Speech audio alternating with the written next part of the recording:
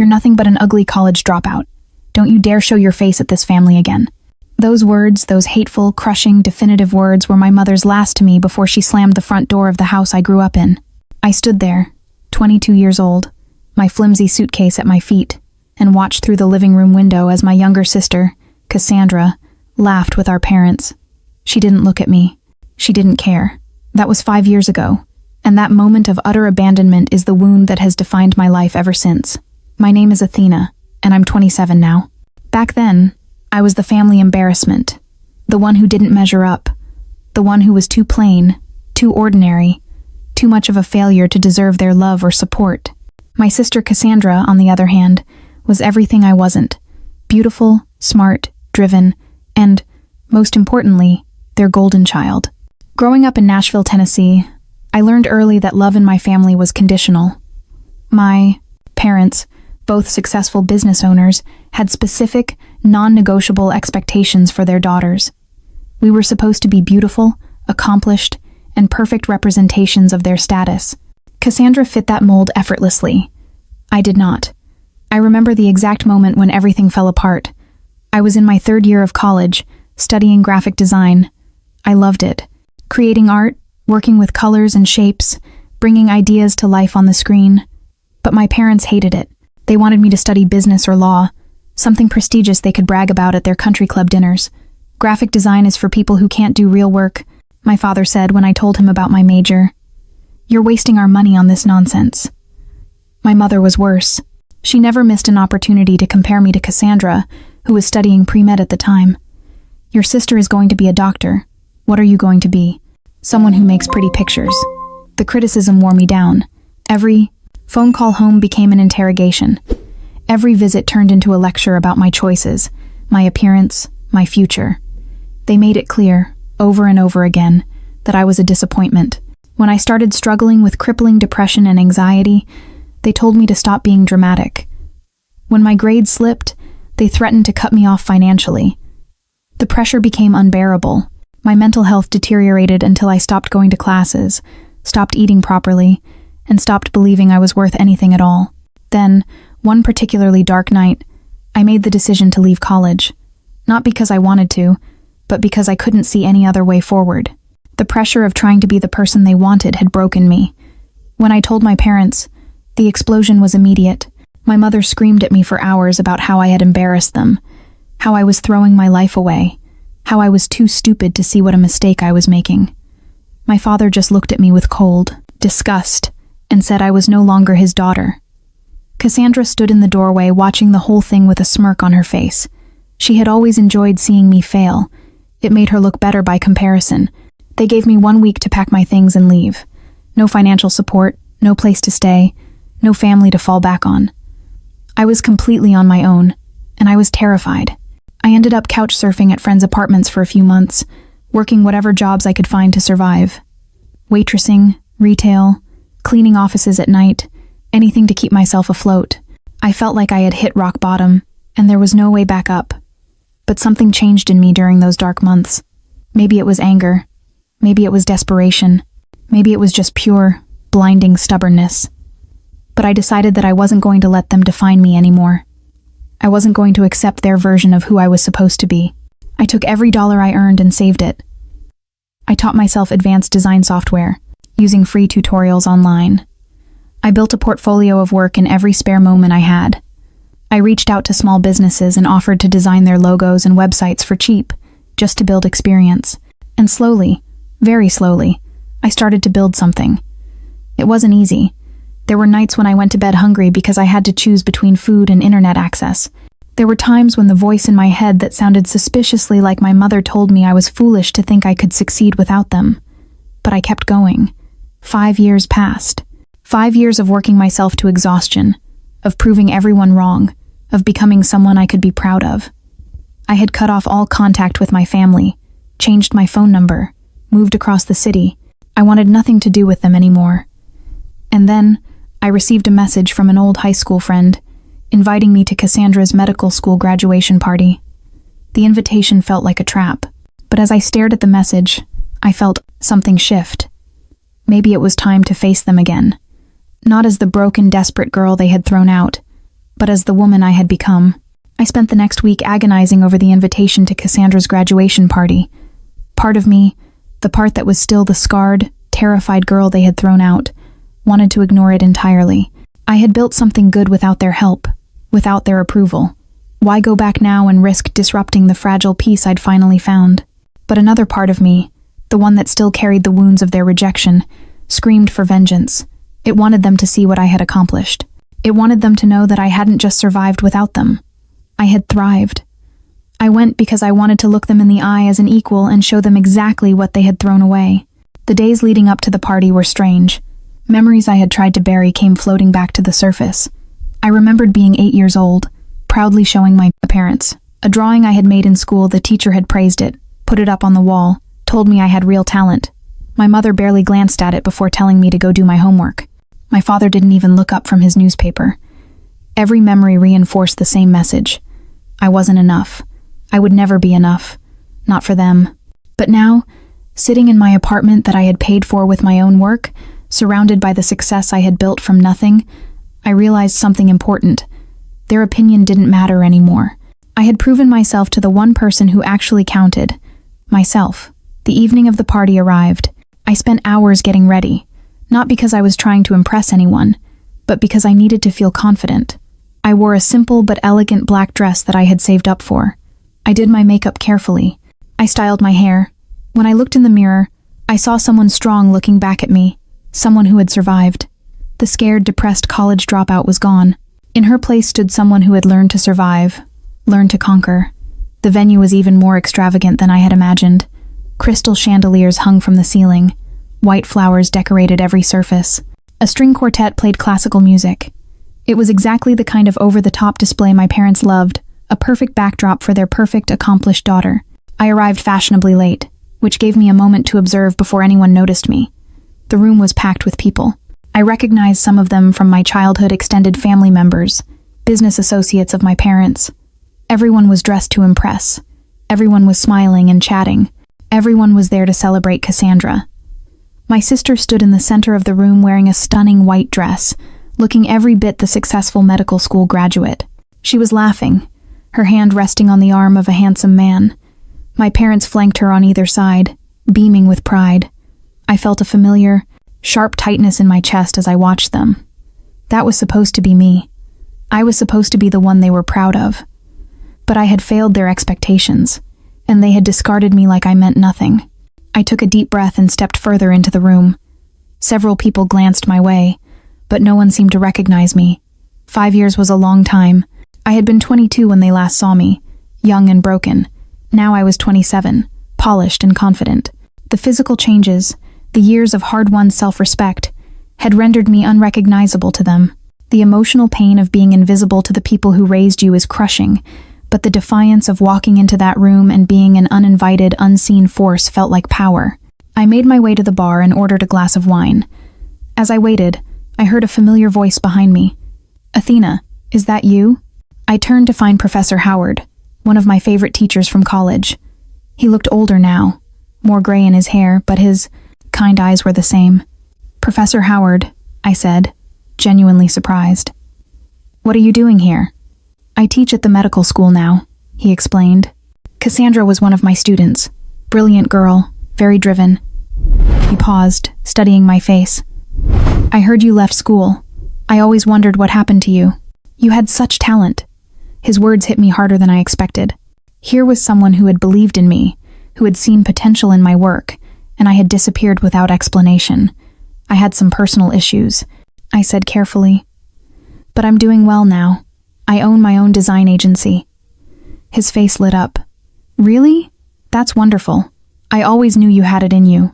Your work was always exceptional, even back then."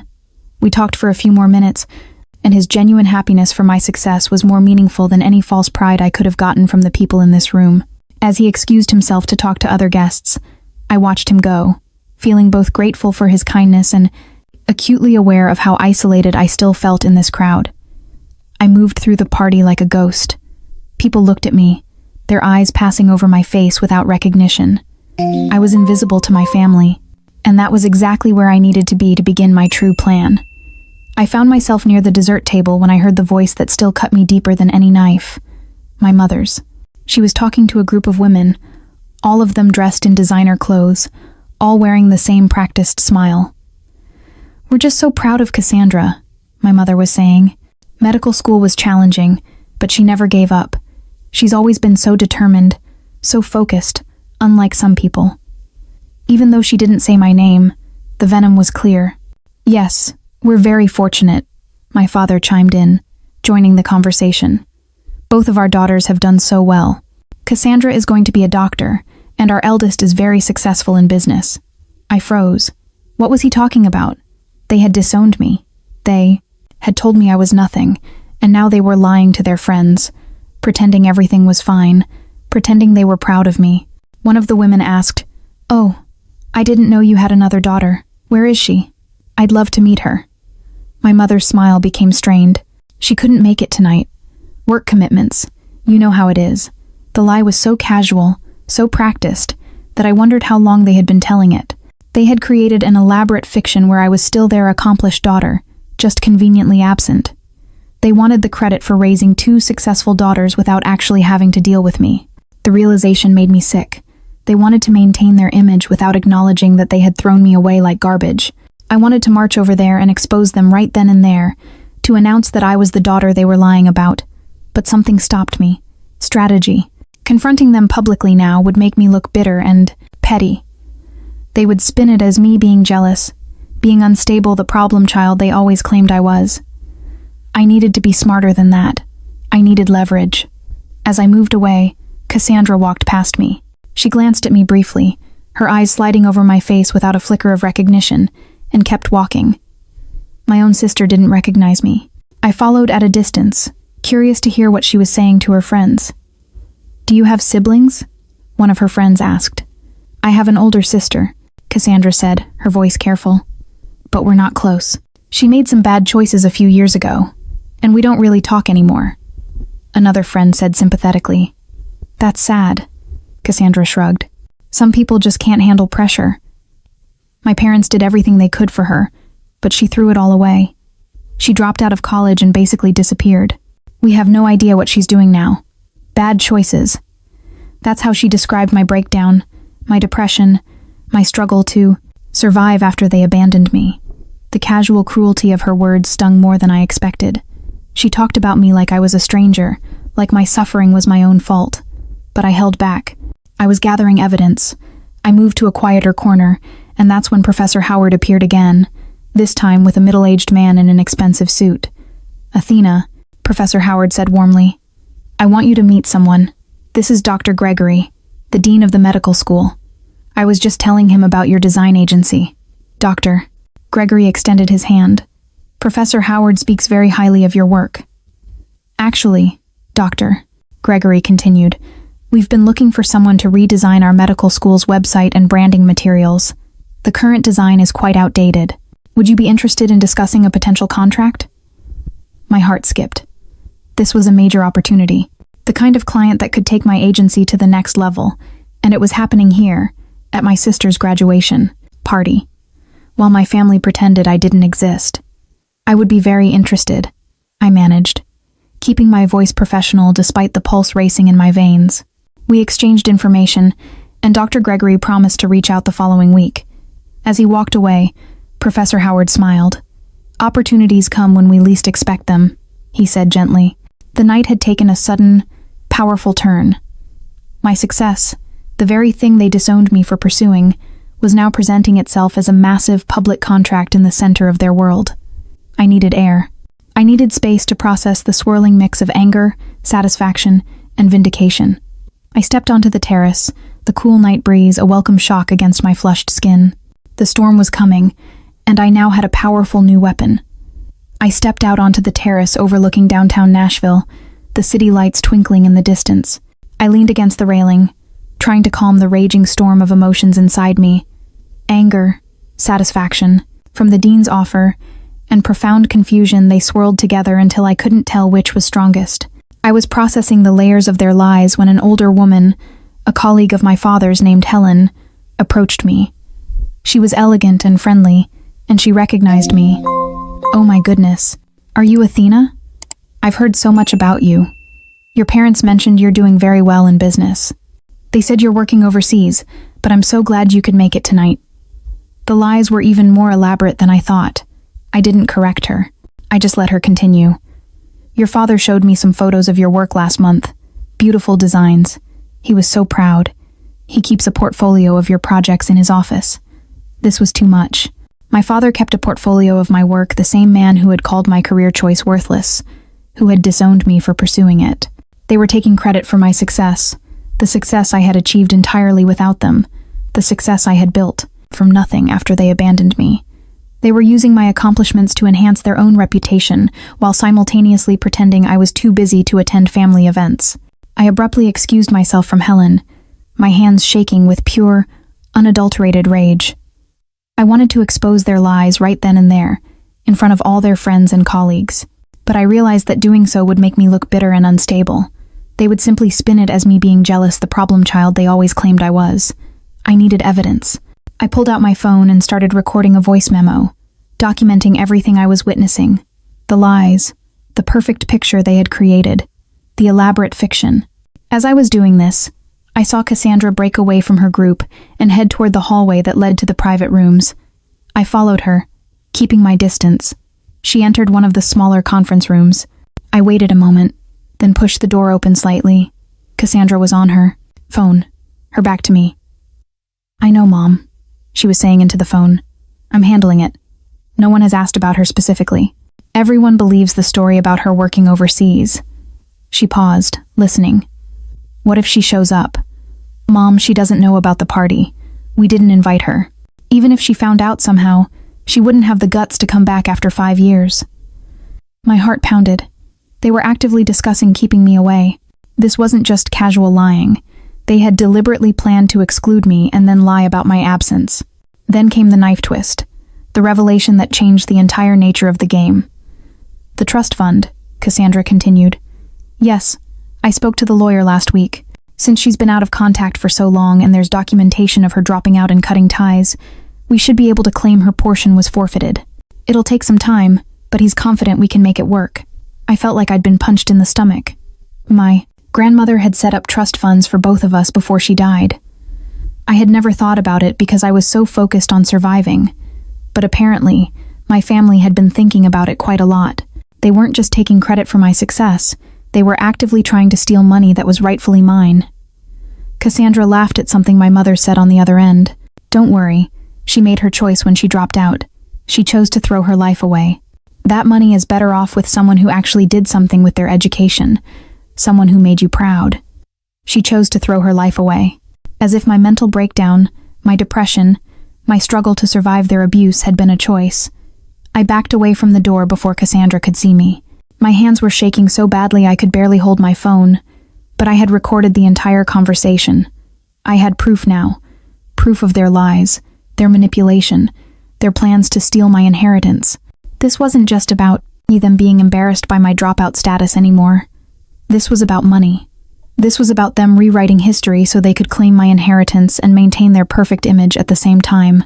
I needed legal help. I pulled up my phone and texted my business partner, Jordan.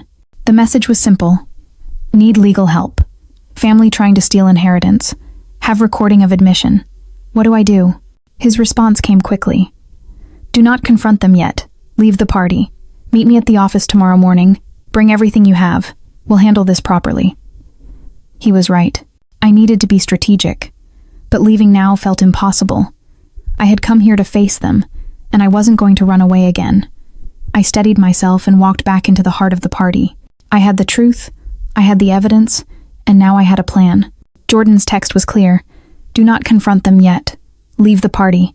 Meet me at the office tomorrow morning. We'll handle this properly. He was right. My hands were shaking too violently to speak, and my fury was a wildfire that would consume itself before doing any lasting damage. I needed strategy, not passion, but leaving felt impossible. I had been driven out of this house 5 years ago, broken and penniless. I wasn't going to run away now, not when they were standing right there, celebrating a life built on my ruin and plotting my financial demise. I steadied myself and walked back into the heart of the party. The evening was reaching its peak.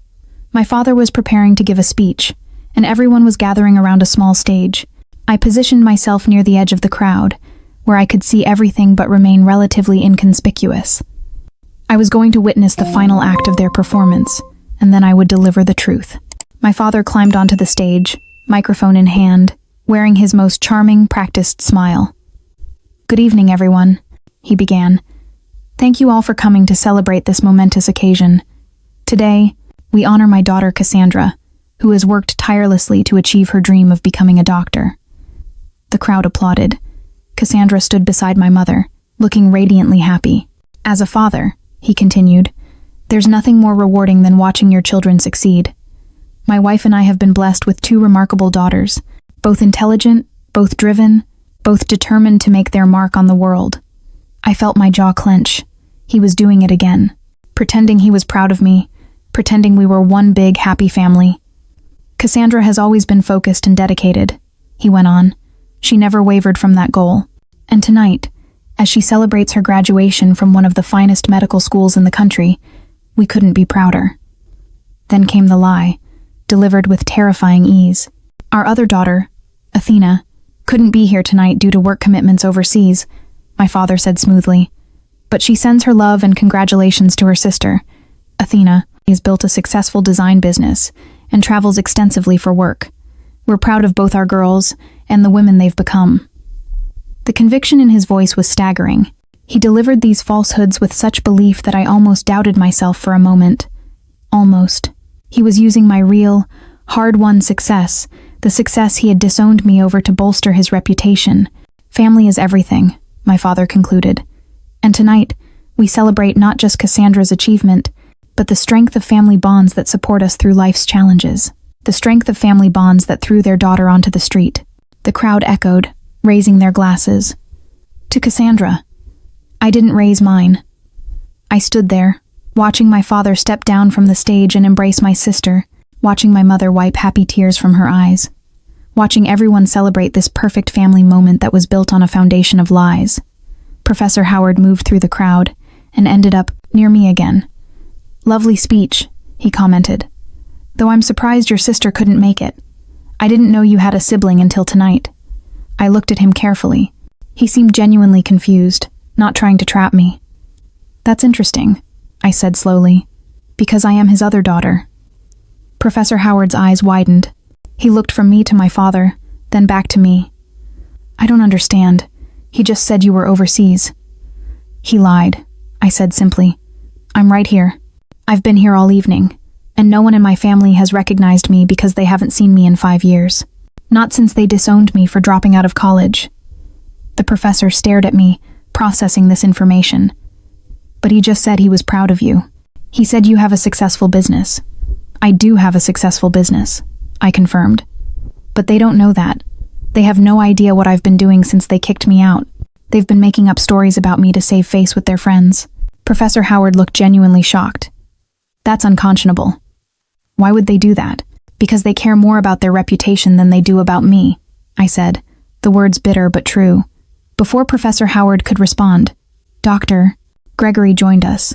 "Everything all right here?" he asked, sensing the tension. Professor Howard looked at me, giving me the choice of whether to share what I just told him. I made a split-second decision. This was the leverage I needed. "Dr. Gregory," I said, "I need to be honest with you about something before we move forward with any business discussions."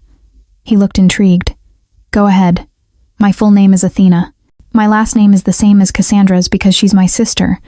I'm the daughter that my father just mentioned in his speech, the one he said was overseas. Doctor." Gregory's expression shifted from friendly interest to confusion. "I don't follow. You're here. You're not overseas." "Exactly," I said. "My father lied. He's been lying to everyone here about me. The truth is that my parents disowned me 5 years ago when I dropped out of college due to mental health issues.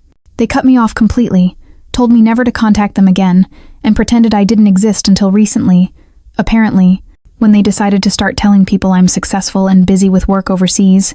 They're using my real success, which they know nothing about, to make themselves look like good parents. Doctor." Gregory looked from me to the stage where my father was still basking in congratulations, then back to me. "This is a serious accusation. It's not an accusation. It's the truth, I said. I pulled out my phone. I have a recording of my sister on the phone with my mother from earlier tonight. In it, they discuss how relieved they are that I didn't find out about the party and show up. They also discussed plans to steal my inheritance, claiming I forfeited it by dropping out and losing contact. Professor Howard's face had gone pale. Athena, this is terrible. I had no idea you'd been through such an ordeal. Most people don't, I said, because I've been focused on rebuilding my life rather than airing my family's dirty laundry. But I came here tonight because I wanted to see them again. I wanted to face them as someone who had succeeded despite them, not because of them. What I didn't expect was to discover they've been lying about me for years and plotting to steal money that belongs to me. Doctor.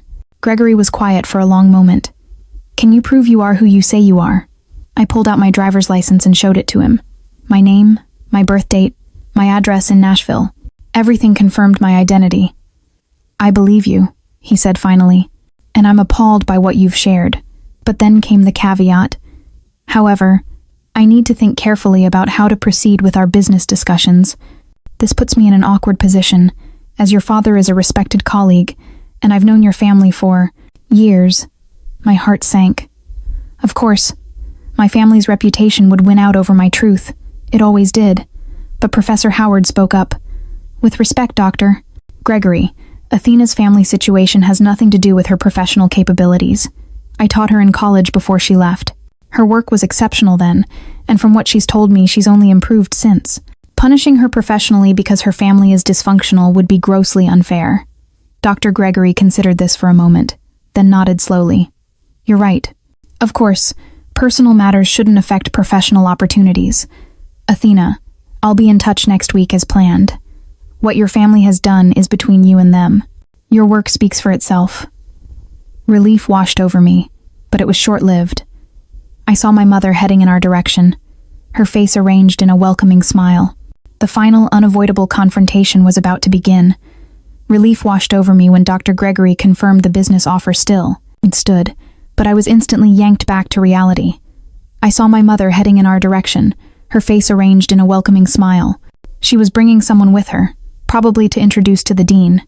Dean Gregory, my mother called out as she approached. I wanted to introduce you to some of our closest family friends. She stopped short when she reached us, her eyes finally landing on me. For a second, I saw a flicker of recognition, then confusion, then something that looked like panic. Athena, she whispered, the color draining from her face.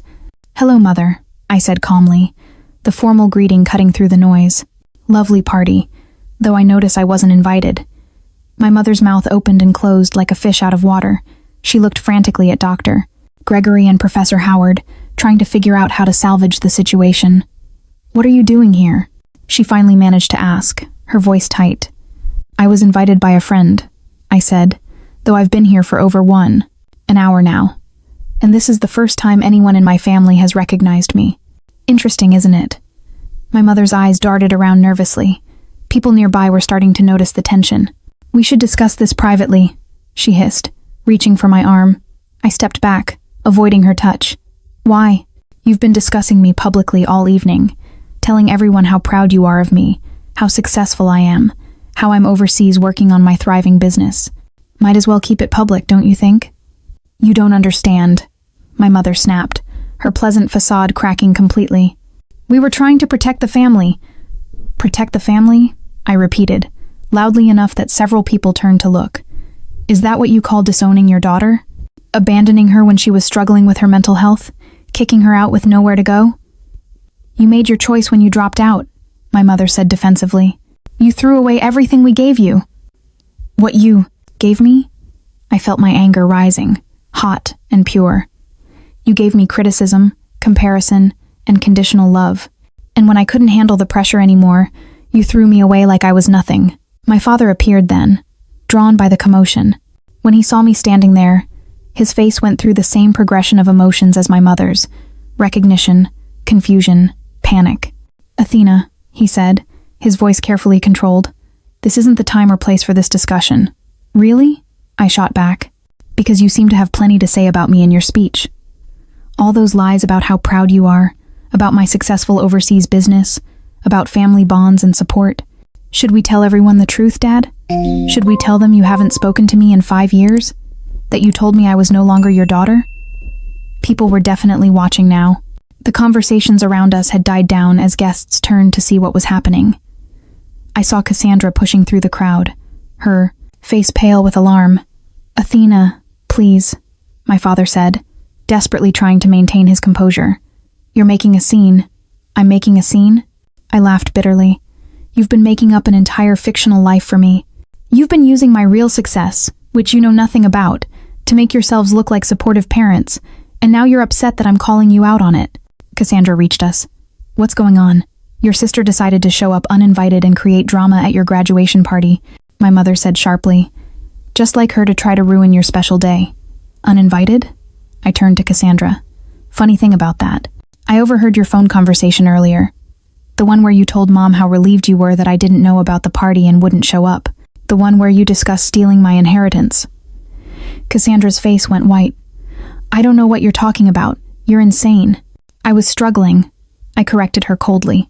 I was depressed and anxious and desperate for help. And instead of supporting me, you mocked me. All of you did. You made me feel worthless until I believed it myself. Professor Howard cleared his throat. "I think everyone here needs to hear something. I taught Athena in college. She was one of the most talented students I've ever had.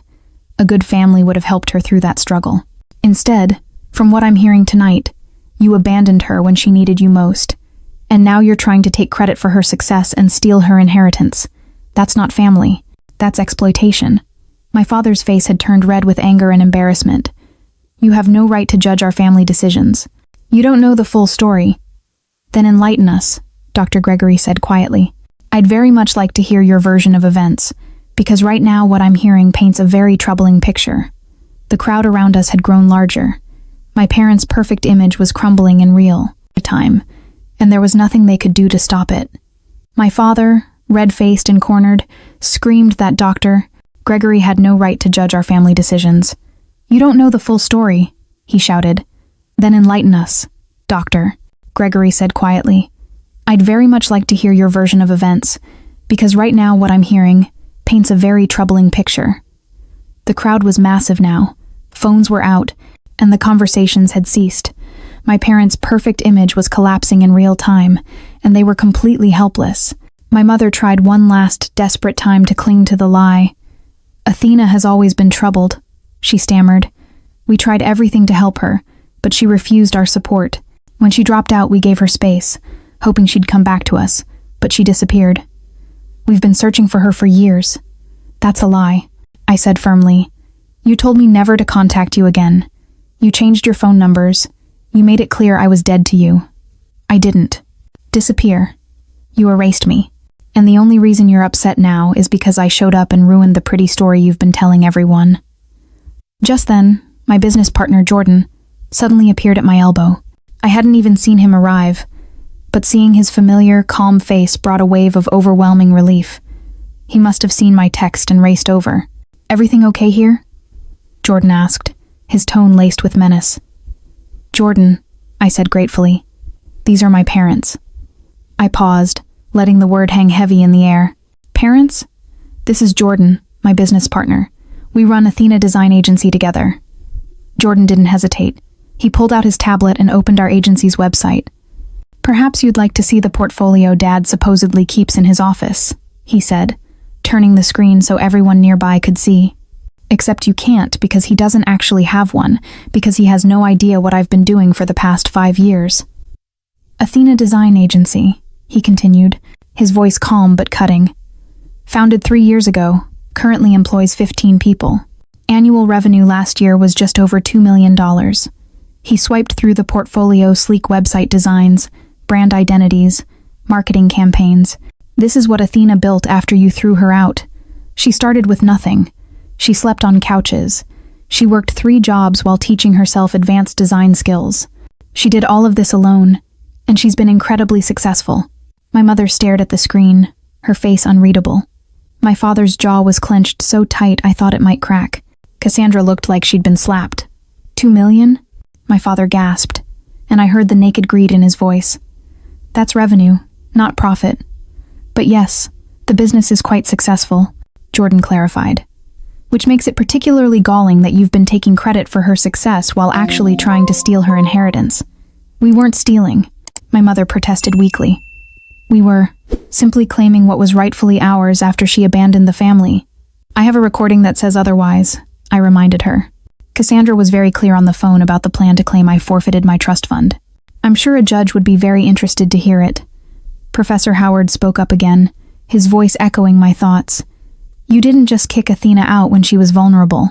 You've spent 5 years lying about her, using her success to bolster your own reputation, and now attempting to steal from her. This is systematic abuse and fraud. Dr. Gregory addressed my parents directly. What I'm hearing tonight is deeply troubling. If even half of what your daughter says is true, you've behaved abominably. My father tried one last time to regain control. Athena, you're being vindictive. Yes, we made mistakes. But we're still your family. We can work through this privately. Now, you want to be private? I asked, incredulously. After you publicly lied about me all evening, after you gave that touching speech about family bonds and being proud of both your daughters, you don't get to choose when to be public and when to be private based on what's convenient for you. Jordan leaned close to me and whispered, "The lawyer is here. I called him after you texted. He's waiting outside." I nodded and turned back to my family, delivering the final, non-negotiable terms. Here's what's going to happen tomorrow morning. You're going to meet with my lawyer. You're going to provide complete documentation of the trust fund my grandmother left me. You're going to sign papers stating you have no claim to that money and will not attempt to interfere with my access to it. And you're going to do it quickly and quietly. And if we refuse, my father challenged, still clinging to a sliver of power, then I go to every person here tonight and tell them the full story, I said, my voice cold. I play them the recording of Cassandra. I make sure everyone in your social circle, everyone you do business with, knows exactly what kind of people you really are. I'll destroy the reputation you care about so much. My mother's face had gone from pale to flushed. You wouldn't dare. Try me, I said. I have nothing to lose. You already took everything from me once. I rebuilt without you. I don't need your money or your approval, but I'll be damned if I let you steal from me and pretend to be proud parents while doing it. Cassandra finally found her voice. This is insane. You show up here after 5 years and threaten us. I didn't threaten you, I corrected. I offered you a choice. Sign over what's rightfully mine or face the consequences of your actions. It's really quite simple. The lawyer is waiting. Athena, we should go. Jordan guided me toward the exit. I looked at my family one last time. My mother was crying now, careful tears that didn't ruin her makeup. My father looked furious but trapped. Cassandra just looked stunned. Congratulations on your graduation, Cassandra, I said. I hope it was everything you dreamed of. Then I turned and walked toward the exit, Jordan beside me, leaving my family standing in the middle of their horrified guests. The battle was over. The cleanup was about to begin. I met my lawyer, Marcus, in the lobby. He was waiting as promised, sharp-eyed, professional, and ready for war. I quickly filled him in on the basics: the public lies, the overheard plot, the recording, and the final ultimatum. That's one way to put it, Marcus commented dryly. We moved to a quiet corner where I told him everything, from the original disownment to the active plot to steal my grandmother's trust fund.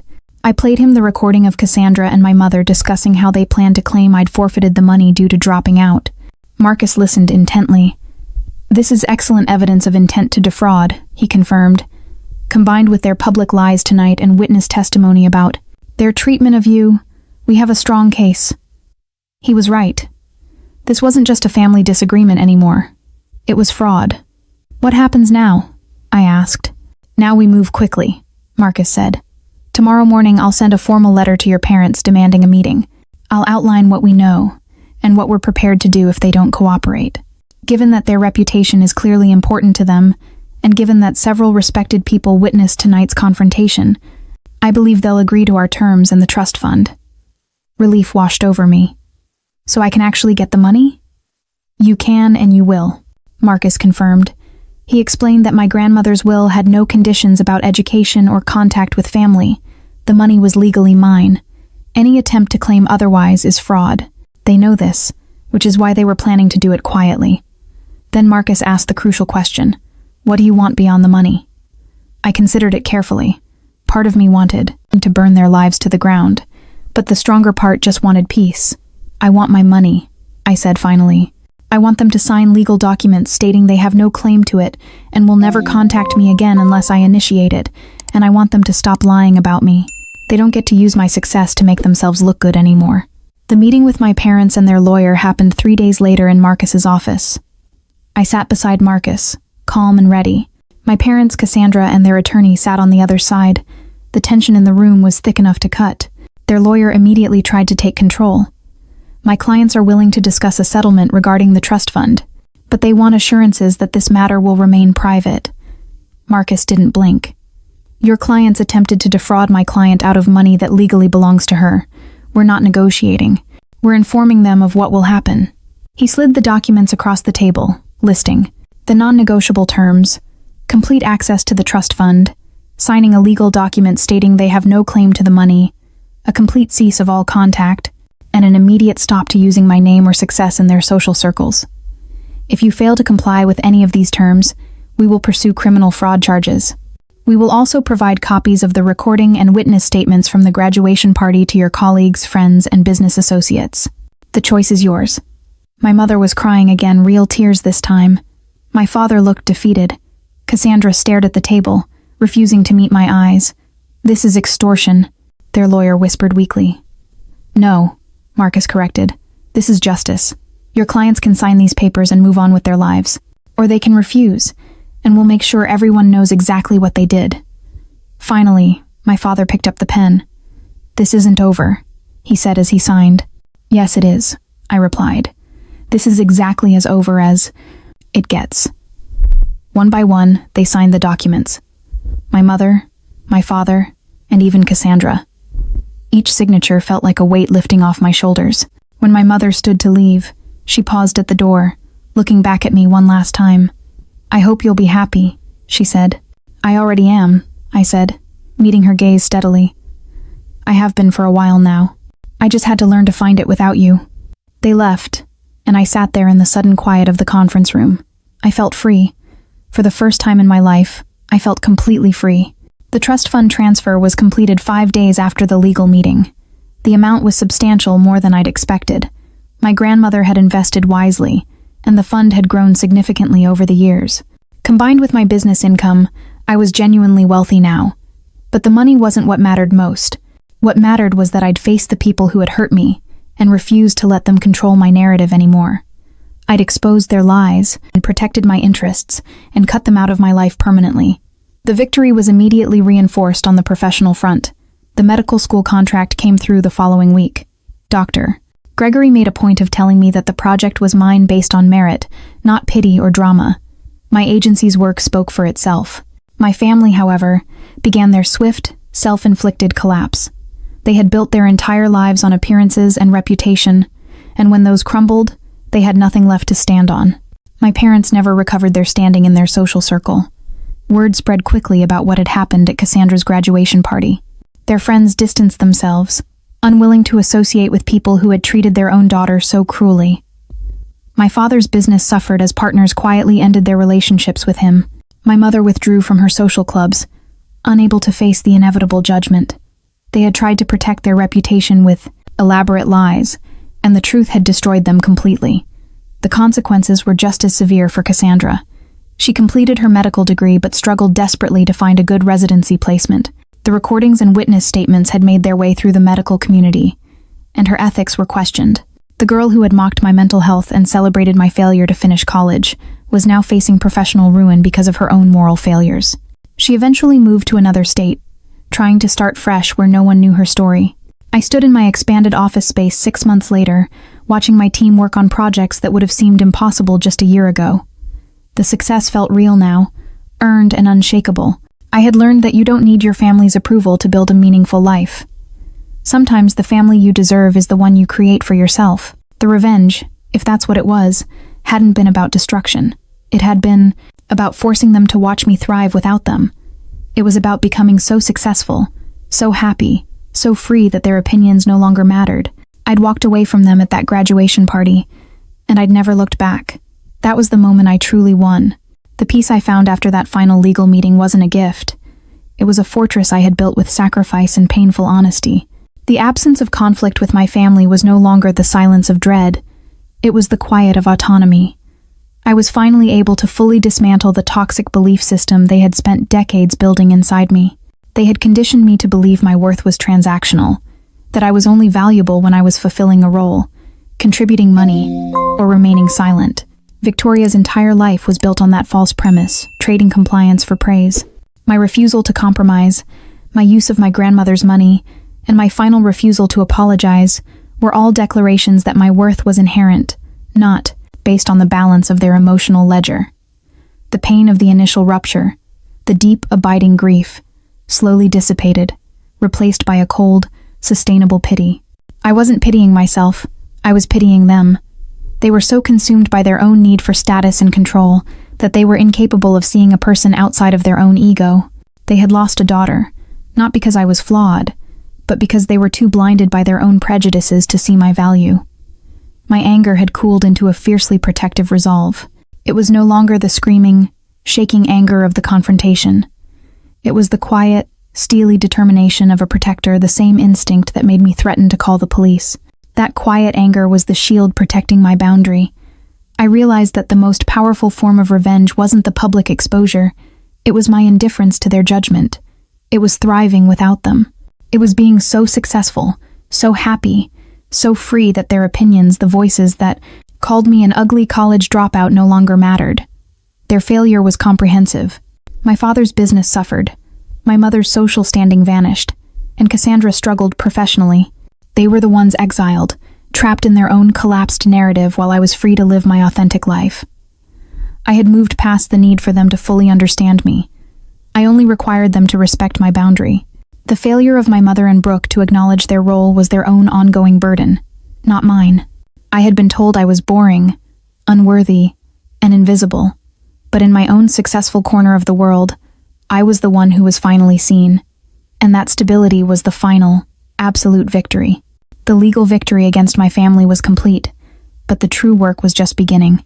I had the financial resources and the emotional clarity, and now it was time to prove that my success was inevitable, with or without my family's approval. The trust fund money, combined with the substantial revenue my agency was already generating, allowed for rapid expansion. I invested in a larger office space, hired specialized talent, and launched aggressive marketing campaigns. The medical school contract with Dr. Gregory wasn't just profitable, it was a massive anchor client that opened doors to the entire Nashville healthcare network. My agency, Athena Design Agency, was no longer just successful, it was becoming a sought-after brand. I stood in my newly expanded office space 6 months later, watching my team work on projects that would have seemed impossible just a year ago. The success felt real now, earned, and utterly unshakable. I found myself mentoring young designers, offering them the encouragement and belief that my own family had denied me. I actively sought out talent that had been overlooked by traditional education systems, giving breaks to artists who, like me, had forged their own path. I understood that my power wasn't just in the size of my bank account. It was in my ability to validate the worth of others. The professional failure of my family continued, a slow, inevitable decay. My father's business struggled without the social connections he relied on. Cassandra's struggle to find a residency placement due to the ethical questions raised by the incident was a persistent, quiet reminder of the moral cost of her actions. I took no active part in their downfall, but the truth I exposed was a gravity they could not escape. I realized that my journey had never been about the money. I had already built a 7-figure business with nothing but a laptop and stubbornness. The inheritance was merely the trophy of autonomy. It was the legal proof that they could never hurt me financially again. The true revenge was not the financial windfall, it was the total indifference I felt toward their current struggles. I didn't hate them, I was simply free of them. The purpose of my journey wasn't to destroy their lives, but to reclaim my own voice, my worth, and my right to be seen.